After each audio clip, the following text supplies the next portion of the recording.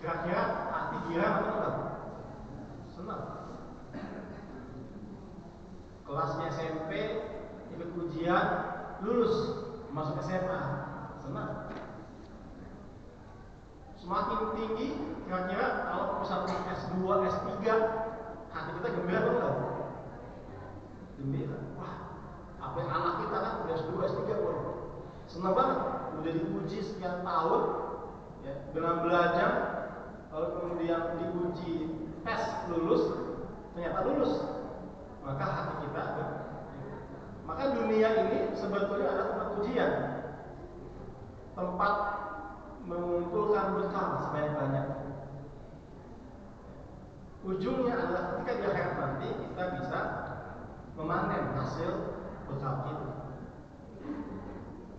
Nah, intinya Allah ingin menyatakan kepada Rasulullah. Jadi surat ini betul-betul Allah tujukan kepada Rasul, khusus pada Rasul. Tapi kita sebagai manusia yang mengikuti Rasul mengambil ibrahnya. Allah ingin menyampaikan bahwa dunia ini memang penuh dengan kekhawatiran, penuh dengan permasalahan. Tadi dihina, dicaci, dibilang orang gila, itu sebetulnya bukan apa-apa lah. Kenapa? Yang lebih baik adalah akhirat. Kira-kira orang yang menghina tadi akhiratnya gimana? Istrinya Abu Lahab kira-kira gimana statusnya di akhirat? Ya. Gimana? Nah, walaupun di dunia ini mereka mencaci maki, di akhiratnya gimana? Ketika di dunia ini kita dicaci maki, difitnah, dihina-dina, tapi akhiratnya bagaimana? Kan gitu. Oleh karena itu Allah mengingatkan, wal akhiratu khairul laka minal ula. Yang akhir itu lebih baik daripada yang awal. Akhir itu akhirat, awal itu kita di dunia. Kalau bapak ibu yang suka olahraga, suka bertanding, ya, di awal itu pasti berat latihan. Timnas kita nih yang kemarin lolos Piala Asia, kira-kira itu awalnya gimana? Latihan fisik, latihan keterampilan gocek bola, keterampilan menang bola, strategi, pelatnas, ditahan-tahan, makan nggak boleh makan itu, nggak boleh makan ini, sama Sintayong pelatihnya Indonesia. Harus makan ini, minum ini, jam segini diatur semua. Kayak enak banget. Push up, sit up, digenjot semua. Tapi akhirnya bisa menghasilkan tiket untuk ke Piala Asia. Gembira akhirnya. Awalnya berat, nggak menyenangkan, akhirnya menyenangkan. Ya, kita lanjut Bapak Ibu. Ayat berikutnya adalah وَسَوْفَ يُعْطِيكَ رَبُّكَ فَتَرْضَىٰ. Dan kelak Rabbmu pasti memberikan karunia-Nya kepadamu, lalu hatimu menjadi puas. Jadi Allah mengkaruniakan kepada Rasul karunia nikmat yang banyak sampai puas. Kira-kira kalau kita kesini sama Allah pernah puas nggak? Hati kita dapat gaji 5 juta pertama kali seneng, besok-besok timbang 5 juta pengen naiknya pengen nggak mau naik yang sedikit, main lagi gede gitu lah, 2 lipat 10 juta, udah 10 juta puas tapi agak pengen lagi, ya seperti itu. Di rumah awalnya nggak punya sepeda, terus bisa punya sepeda, hati seneng. Pengen punya motor apa enggak? Motor 1 Yamaha, pengen punya yang kedua Honda. Udah punya motor atau anak, kayaknya kalau bisa jalan-jalan pakai motor semua repot. Pengen punya mobil si sedan 1, anaknya lama-lama punya cucu kan gitu. Kayak nggak cocok ini pakai mobil sedan, baru punya mobil bis. Manusia nggak ada puas. Tapi Allah menyatakan di sini, dan kelak Rabbmu, ya, Tuhanmu pasti memberikan karunia-Nya kepadamu yang membuat hatimu menjadi puas. Maka di sini kuncinya adalah bersyukur. Orang yang kaya itu bukan orang yang punya mobil mewah, rumah gedong, jalan-jalan ke luar negeri tiap tahun, tiap bulan, yang bisa makan enak setiap waktu. Bukan. Orang kaya adalah orang yang senantiasa hatinya merasa cukup. Allah kasih menu ikan asin rezeki hari itu buat makan siang, bersyukur, cukup. Aku ikan asin tembang, bumbunya top, walaupun ikan asin.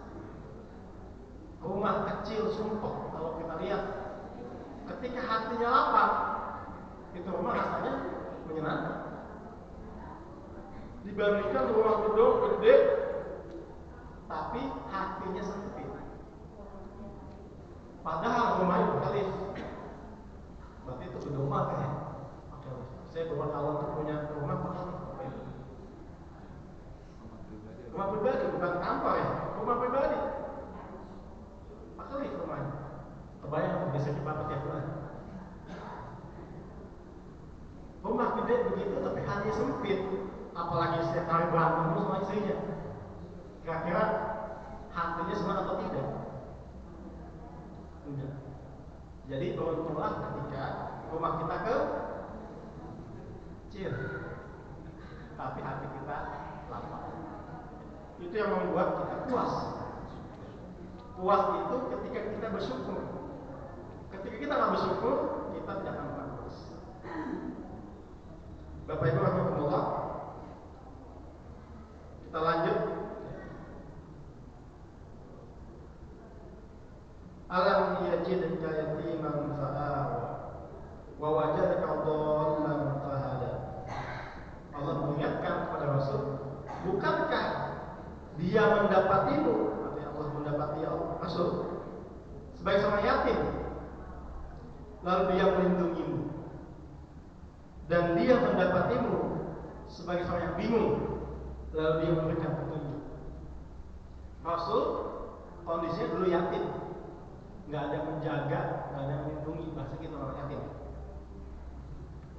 Kalau misalkan nggak ada yang ngasih makan, ya dia nggak punya kemampuan bisa beli makan, nggak punya apa-apa. Allah menghibur dengan Rasul untuk bersyukur. Dulu Rasul itu yatim, tapi Allah kemudian melindunginya melalui pamannya, ya kan? Kemudian sebelumnya juga kakeknya, dan seterusnya. Lalu juga Allah menyatakan Rasul itu bingung kan kemarin selama 6 bulan, sampai Allah memberikan petunjuk. Di sini ada kata-kata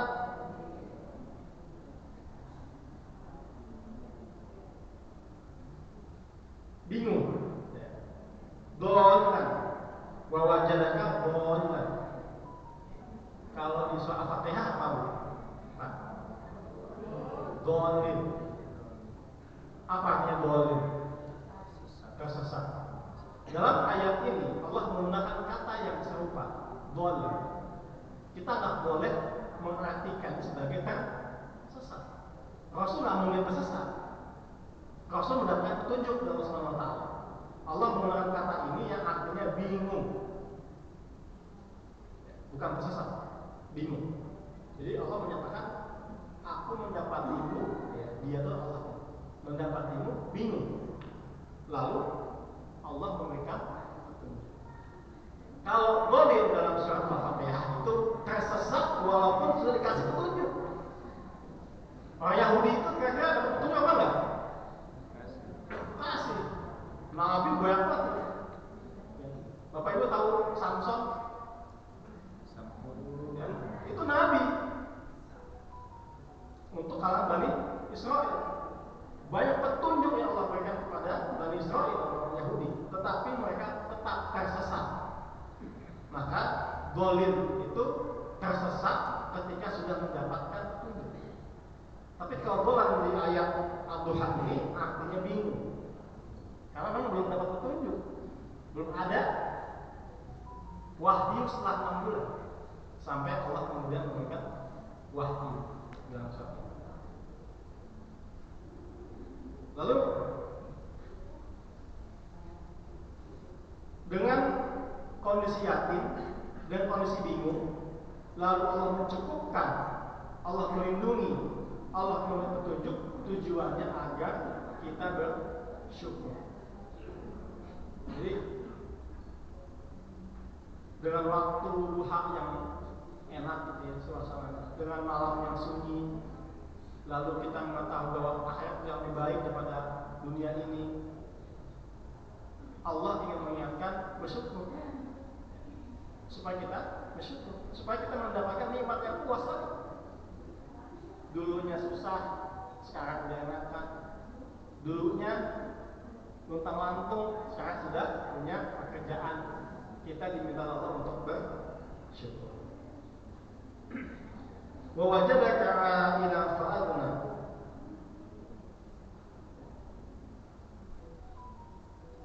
Dan dia mendapatimu sebagai seorang yang kekurangan.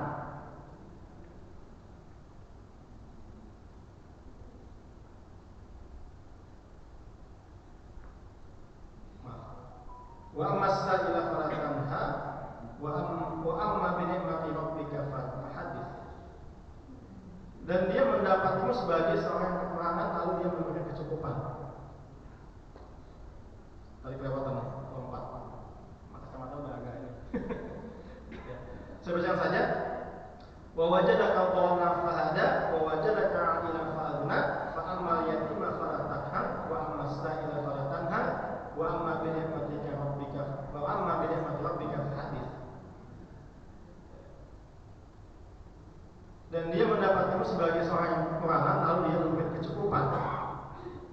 Dan terhadap anak yatim maka janganlah kamu berlaku semena-mena. Dan terhadap orang yang meminta janganlah